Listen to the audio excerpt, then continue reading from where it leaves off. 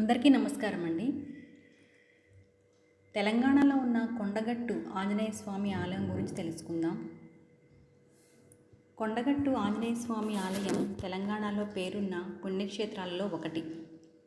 కొండలు, లోయలు, సెలయేరుల మధ్య ఉన్న కొండగట్టు చాలా ప్రకృతి సౌందర్యం కలిగిన ప్రదేశం. ఈ ఆలయం కరీంనగర్ జిల్లాలో ఉంది. ఇది జిల్లాలోని జగిత్యాల నుంచి 15 కిలోమీటర్ల దూరంలో ఉంది.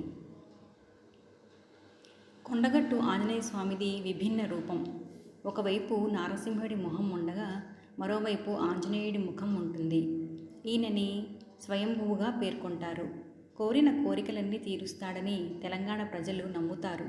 ముఖ్యంగా సంతానం లేనివారు ఇక్కడ 40 రోజులు పూజలు చేస్తే ఫలితం ఉంటుందని చెబుతారు. అందువల్లే మంగళ, శనివారాల్లో ఎక్కువ సంఖ్యలో భక్తులు ఇక్కడికి వస్తూ ఉంటారు. ఇది రామాయణ కాలం నాటి మాట. రామరావణ యుద్ధం జరుగుతున్నప్పుడు లక్ష్మణుడు మూర్ఛపోతాడు. అప్పుడు సంజీవని తెచ్చేందుకు ఆంజనేయ స్వామి బయలుదేరతాడు. అతడు సంజీవని తెచ్చేటప్పుడు ముత్యంపేట అనే ఈ మార్గమున కొంత భాగము విరిగి పడుతుంది. ఈ ప్రాంతంనే కొండగట్టు అని పిలుస్తారు. సుమారు 400 సంవత్సరాల క్రితం సింగం సంజీవుడు అనే యాదవుడు ఆవులు మేపుతూ ఈ ప్రాంతానికి వచ్చాడు. ఆ ఆవుల మందలోని ఒక ఆవు తప్పిపోయింది. సంజీవుడు వెతుకుతూ పక్కన ఒక పెద్ద చింత చెట్టు కనబడగా సేద తీరడానికై ఆ చెట్టు కింద నిద్రపోయాడు.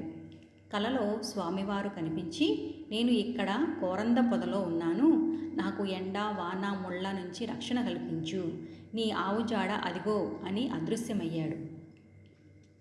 కళ్ళు తెరిచి చూడగా ఆవు కనిపించడంతో సంజీవుడి ఆనందానికి అవధులు లేవు. భక్తిభావంతో చేతి గుడ్డలతో కోరంద పొదను తొలగించగా శంకు చక్ర గదాలంకరణతో శ్రీ ఆంజనేయ స్వామి వారి విశ్వరూపాన్ని చూసి ముగ్ధుడయ్యాడు. తన సహచరులతో కలిసి స్వామివారికి చిన్న ఆలయం నిర్మించాడు. నరసింహస్వామి ముఖం, ఆంజనేయ స్వామి ముఖం 2 ముఖాలతో ఉండటం ఈ క్షేత్రం ప్రాముఖ్యత.